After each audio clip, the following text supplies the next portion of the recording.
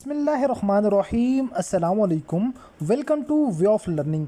आज स्टूडेंट्स, आज के लेक्चर के अंदर आप लोगों के साथ वेरी इंपॉर्टेंट एमसीक्यूज डिस्कस करने वाले हैं जो कि प्रीवियस ईयर आप लोगों के ऑलमोस्ट सारे के सारे जो सेंटर हैं उसमें रिपीट हुए हैं। ठीक है, 2024 के अंदर भी और 2023 के अंदर भी तकरीबन कुछ क्वेश्चंस ऐसे हैं मोस्ट रिपीटेड क्वेश्चंस आज के लेक्चर के अंदर डिस्कस करने वाले हैं जो तकरीबन ऑलमोस्ट पाकिस्तान के हर सेंटर्स के अंदर बार बार रिपीट होते हैं, हर पेपर के अंदर आते हैं। वेरी इंपॉर्टेंट वीडियो लेक्चर है आप लोगों के लिए। स्टूडेंट, ये जो क्वेश्चंस मैं आप लोगों के साथ डिस्कस करने वाला हूँ ये मोस्ट रिपीटेड पाकिस्तान के ओवरऑल जो सेंटर्स के अंदर बहुत ज़्यादा जो है बार बार आने को मिले हैं, तो इस वजह से ये मोस्ट रिपीटेड हैं जो पाकिस्तान के ओवरऑल सेंटर्स के अंदर बार बार आए हैं। ठीक है, इसके अलावा भी बहुत ज़्यादा इंपॉर्टेंट क्वेश्चंस हैं और इसके अलावा आप लोगों ने जो प्रिपरेशन करनी है वो डिटेल के साथ करनी है, लेकिन कुछ इंपॉर्टेंट एमसीक्यूज जो चीज़ें बार बार रिपीट होती हैं तो उन क्वेश्चनों को भी लाजमी से आप लोगों ने प्रिपेयर कर लेना है ताकि इनमें से जो क्वेश्चन आप लोगों के पेपर के अंदर आए आप लोग इजीली उसको अटेम्प्ट कर सकें। क्वेश्चन नंबर 1 है हमारे पास CH4 हाइब्रिडाइजेशन इज। तो CH4 में किस टाइप की हाइब्रिडाइजेशन होती है? तो CH4 के अंदर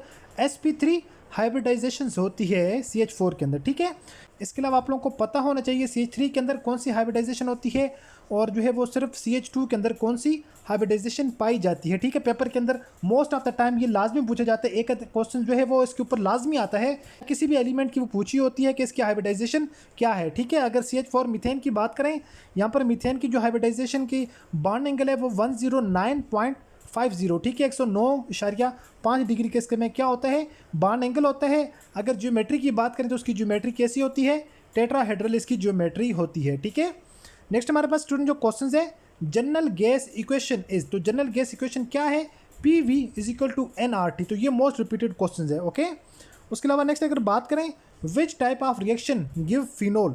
फिनोल हमें किस टाइप के रिएक्शन देती है? तो फिनोल हमें जो है वो इलेक्ट्रोफिलिक सब्स्टिट्यूशन रिएक्शन के रिएक्शन प्रोवाइड करती है, फिनोल हो गए। ठीक है, ये इसमें यानी जो फिनोल के रिएक्शन हैं वो इलेक्ट्रोफिलिक सब्स्टिट्यूशन रिएक्शन के अंदर होते हैं। अगर बाकी की बात करें हम न्यूक्लियोफिलिक सब्स्टिट्यूशन रिएक्शन, तो न्यूक्लियोफिलिक सब्स्टिट्यूशन रिएक्शन हमें जो है वो SN1 और SN2, ठीक है, 1 स्टेप यूनिन्यूक्लियर मैकेनिज्म के अंदर और जो है वो बाई न्यूक्लियर या जो है 2 स्टेप जो मैकेनिज्म होता है उसके अंदर हमें देखने को मिलते हैं। अच्छा स्टूडेंट, अगर आप लोगों में से कोई स्टूडेंट टेस्ट की प्रिपरेशन करना चाह रहा हो, अकॉर्डिंग टू पैटर्न टेस्ट की आपको तैयारी करवाएंगे विद 110% गारंटी के साथ इंशाल्लाह। जो चीज़ें हम आपको तैयार करवाएंगे, जिस चीज़ की हम आपको तैयारी करवाएंगे, आप लोगों का पेपर 110% इंशाल्लाह उसी में से बनकर आएगा और आप लोगों के टेस्ट क्लियर होने की गारंटी देते हैं। स्टूडेंट याद रखें, आप लोग जब भी कभी काम करें ना, हमारे ज़्यादातर स्टूडेंट को क्या होता है, बात टाइम तो ज़्यादा तो स्टूडेंट का टेस्ट क्लियर ही नहीं होता। उसकी रीज़न ये होती है कि स्टूडेंट और चीज़ें प्रिपेयर करती रहती हैं और जब उनका पेपर होता है पेपर में और क्वेश्चन आए होते हैं। उसके मेन रीज़न क्या है, आप लोगों को राइट डायरेक्शन का ना मिलना। आप लोगों की डायरेक्शन अगर फॉर एग्जांपल इस साइड है ना, तो आप लोग इस साइड जितनी मर्जी एफर्ट करते रहें आप लोग कभी अपनी मंजिल के ऊपर नहीं पहुंच सकते। क्यों? आप लोगों की डायरेक्शन ही रॉन्ग है। और फिर जिन स्टूडेंट का टेस्ट क्लियर हो जाता है उन स्टूडेंट को इंटरव्यू के लिए क्वालिफाई नहीं किया जाता। उसकी भी सेम रीज़न होती है, जिन स्टूडेंट का अगर तुक्के वगैरह लग जाते हैं या कुछ क्वेश्चन उनको आते हैं, उनका अगर वो वाले टेस्ट यहाँ पर क्लियर हो जाता है, बाकी उनका जो सारे के साथ डिपेंड कर रहा होता है वो आप लोगों का ओवरऑल परफॉर्मेंस के ऊपर डिपेंड करता है ना। ओवरऑल अगर आपकी परफॉर्मेंस 0 है, आपके जो है वो वर्बल एंड नॉन वर्बल आपके 100/100 नहीं है, 100 में से अगर 85 to 90% नहीं है, फिर भी आप लोगों की यहाँ पर जो है वो सिलेक्शन के चांसेस बहुत कम है। ठीक है, आप लोगों की यहाँ पर वर्बल, नॉन वर्बल, एकेडमिक, इसके अलावा आपका पर्सनैलिटी टेस्ट, ये सारी की सारी चीज़ें मिलकर आप लोगों का मेरिट बनाती हैं जो आपको आपके इंटरव्यू के लिए क्वालिफाई करती हैं। सो इन सारी चीज़ों का ज़्यादा मार्क्स, इन सारी की सारी चीज़ों के अंदर आप लोगों के 80 to 85% अगर मार्क्स होंगे आप लोग आसानी के साथ क्वालिफाई कर जाएंगे अपने नेक्स्ट टेस्ट के लिए। कोई स्टूडेंट अगर हमसे टेस्ट की प्रिपरेशन करना चाह रहा हो, आप लोग हमारे दिए गए नंबर पर व्हाट्सएप पर हमसे रब्ता कर सकते हैं। अकॉर्डिंग टू पैटर्न टेस्ट की तैयारी करवाएंगे, इंतहाई मुनासिब फ़ी के साथ, जस्ट 1 टाइम फ़ी में कंप्लीट सेशन की तैयारी करवाई जाएगी। नेक्स्ट हमारे पास क्वेश्चन है BeCl2 हाइब्रिडाइजेशन गिव। तो जो ये जो BeCl2 है इसके अंदर किस टाइप की हाइब्रिडाइजेशन होती है? तो इसके अंदर हमारे पास sp हाइब्रिडाइजेशन होती है। नेक्स्ट इंशाल्लाह लेक्चर के अंदर डिस्कस करेंगे sp हाइब्रिडाइजेशन क्यों होती है, sp2 sp3 d2 sp3 या जो कौन सी हाइब्रिडाइजेशन होती है और इसके बिहाइंड कंसेप्ट क्या है। ओके, नेक्स्ट हमारे पास क्वेश्चन है रीपिनिंग ऑफ फूड। तो ये हमारे पास ये इथाइलिन को कहा जाता है। ठीक है, रीपिनिंग ऑफ फूड, तो ये थाइलिन को कहा जाता है। वेरी इंपॉर्टेंट क्वेश्चन है। नेक्स्ट हमारे पास क्वेश्चन है रोज इज ए एग्जाम्पल ऑफ। तो रोज किस चीज़ की एग्जाम्पल है? मीजोफाइट की। मीजोफाइट की क्या है ये? एग्जाम्पल हो जाएगी। ठीक है, नेक्स्ट हमारे पास क्वेश्चन है सिनोनिम्स ऑफ इंटरप्रेन्योर। तो इंटरप्रेन्योर का सिनोनिम्स क्या हो जाएगा? सिनोनिम्स का मतलब होता है सेम मीनिंग वाला। यहाँ से एस है, एस का मतलब है सेम मीनिंग वाला, जब ये एंटोनम से आ जाए तो उसका मतलब क्या होगा, ऐसे अपोजिट या उल्टा समझ लें, वो उसका अपोजिट या उल्टा हो जाएगी। तो उसका मतलब हो जाता है effort is the correct answer. Entrepreneur का हो जाएगा एफर्ट हो जाएगा। ओके, उसमें नेक्स्ट हमारे पास क्वेश्चन है फेसेस ऑफ प्रिज्म। तो आई थिंक यहाँ पर जो है वो कंफर्म प्रिज्म का पूछा होता, कौन से प्रिज्म के, तो उसके जो है वो 5 फेजेस थे। ओके, अदरवाइज इसके आई थिंक 7 फेजेस भी हैं, 3 फेजेस भी हैं, वो डिपेंड करता है उसकी शेप के ऊपर। जिसका नेम पूछा होगा आपने जस्ट उसी के बारे में बताना है। नेक्स्ट हमारे पास क्वेश्चन है energy store in a capacitor. Capacitor के अंदर जो एनर्जी है वो जो स्टोर होती है वो उसका जो है वो कौन सा फार्मूला या किस जो है वो रूल के तहत स्टोर होती है, is equal to C V square. ठीक है, 8 जूल का करेक्ट आंसर फिलहाल ये है।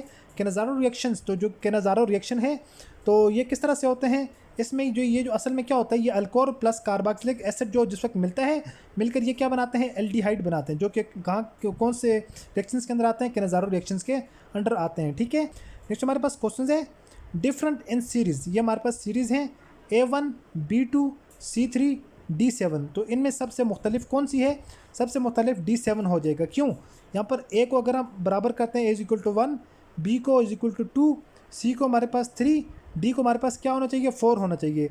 तो D4 के बदले में कितना है, 7 है। सो इनमें से ये क्या है, डिफरेंट है। सो ये इसमें करेक्ट आंसर हो जाएगा, option number D is the correct answer. Next हमारे पास क्वेश्चन था how many bones in human body child. एक जो बच्चा होता है उसकी जो है वो बॉडी के अंदर कितनी हड्डियां होती हैं। ठीक है, 300 बोन्स एट बर्थ, जो है वो बर्थ के टाइम 300 हड्डियां होती हैं, और जिस वक्त जो बंदा एडल्ट एज में पहुंचता है तो वो जो हड्डियां होती हैं वो तकरीबन 206 के करीब जो है हड्डियां होती हैं जो कि रह जाती हैं। ठीक है, बाकी हड्डियां आपस में क्या हो जाती हैं, जम हो जाती हैं। नेक्स्ट हमारे पास क्वेश्चन है student she is blind in bath eyes.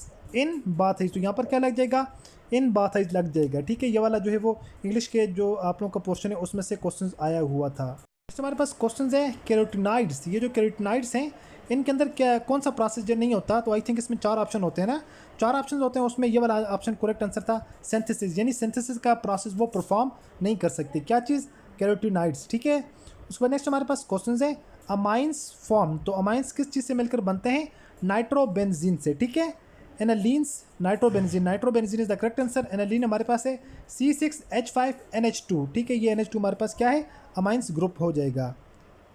Next हमारे पास क्वेश्चन है लाइट ट्रेवल इन, जो है वो ब्लैंक्स डायरेक्शन। तो लाइट जो है वो स्ट्रेट लाइन के अंदर क्या करती है, ट्रेवल करती है। वेरी वेरी इंपॉर्टेंट एमसीक्यूज है। उसके नेक्स्ट हमारे पास क्वेश्चन है लेंस लॉ इज। तो हमारे पास लेंस लॉ क्या है, is equal to MC square. ये हमारे पास क्या है, लेंस लॉ हो जाएगा। स्टूडेंट उसके बाद हम यहाँ पर कुछ very very important non verbal के MCQs डिस्कस कर लेते हैं। अच्छा, इस तरह के जो MCQs हैं इनको हम किस तरह से सॉल्व करेंगे, वेरी वेरी इंपॉर्टेंट है। आप लोगों के इस तरह के जो MCQs हैं वो सॉल्व करने आप लोगों को लाजमी आने चाहिए, क्योंकि आप लोगों के पेपर के अंदर इस तरह के ज़्यादातर क्वेश्चंस आ जाते हैं। ठीक है, ज़्यादातर जो ये वाले क्वेश्चन हैं इनमें तकरीबन एक कंसेप्ट जो है वो मोस्टली यूज़ होता है ना। इसमें आप लोगों ने यहाँ पर ये जो क्रॉस पेयर होते हैं ना, आमने सामने वाले, इनको आप लोगों ने एक दूसरे के साथ कंबाइन करना है। इनका आपस में क्या रिलेशन है, फर्स्ट ये देखें आप लोग। अगर यहाँ से आपको पैटर्न नहीं मिल रहा तो आप लोगों ने यहाँ पर इन दोनों को पहले दोनों को आपस में कंपेयर करके देखना है कि इन दोनों का क्या पैटर्न बन रहा है, इन दोनों का क्या बन रहा है, इन दोनों का क्या बन रहा है। फिर इसका और इसको मिलाकर अगर यहाँ पर अगर एडिशन कर रहे हैं ना, इन दोनों दो को मिलाकर जितने इन दो को जमा करके जो आप लोगों के पास जो इनका सम आ रहा है, फिर इन दोनों को जमा करें सेम सम आ रहा है, इन दोनों को जमा करें सेम सम आ रहा है। सिमिलरली आप लोगों ने क्या करना है, इसको और इसको दोनों को आपस में क्या करके जमा करके आप लोगों ने सेम सम लाना है। तो आप लोगों के पास आंसर के अंदर जो भी आपको ऑप्शन मिलेगा जमा करके जो सबके बराबर है वो ठीक हो जाएगा।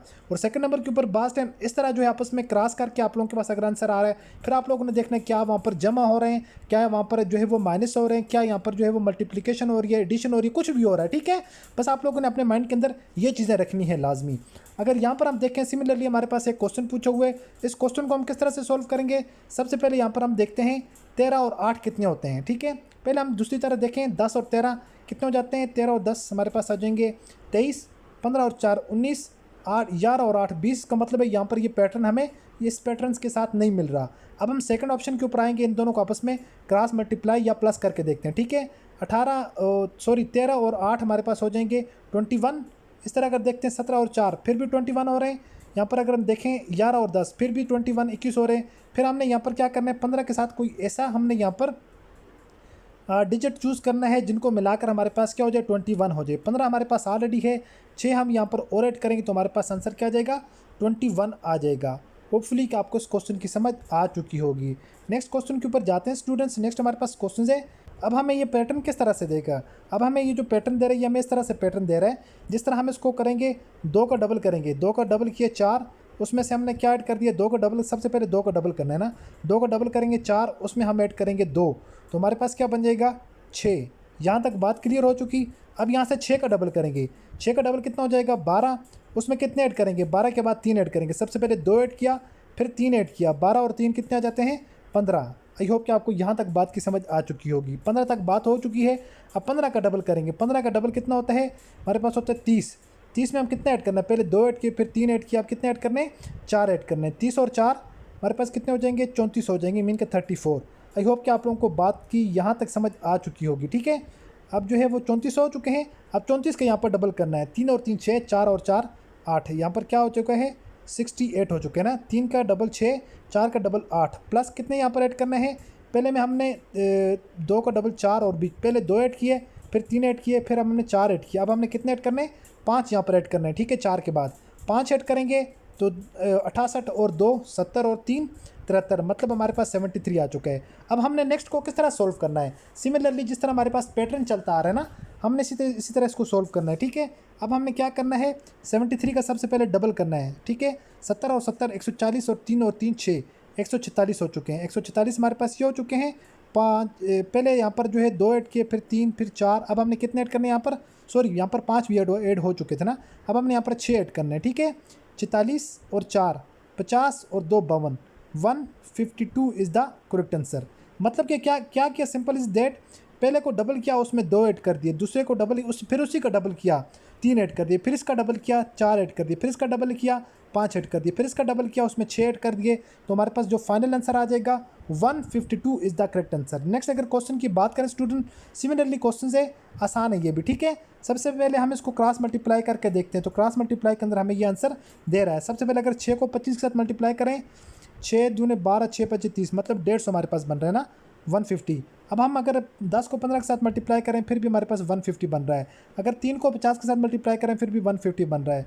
फिर अगर हम चौथा हमारे पास कौन सा रह गया, ये हमारे पास रह गया। अब हमें इसको किसके साथ मल्टीप्लाई करें तो हमारे पास 150 आ जाए, तो ये सिंपल है। तो हम इसको क्या करेंगे, 6 को हम फर्दर 25 के साथ मल्टीप्लाई करेंगे तो हमारे पास आंसर क्या आ जाएगा 150 is the correct answer. Hopeful student आज के लेक्चर के अंदर जो क्वेश्चन आपके साथ डिस्कस किए हैं वो आप लोगों को समझ आ चुके होंगे। खासकर एकेडमिक वाले वेरी इंपॉर्टेंट क्वेश्चन थे जो आप लोगों के साथ डिस्कस किए गए हैं। मिलते हैं नेक्स्ट वीडियो में इसी तरह एक और इन्फॉर्मेटिव वीडियो के साथ। अपनी दो में याद रखिएगा और देखते रहिएगा चैनल वे ऑफ लर्निंग। अल्लाह हाफिज़।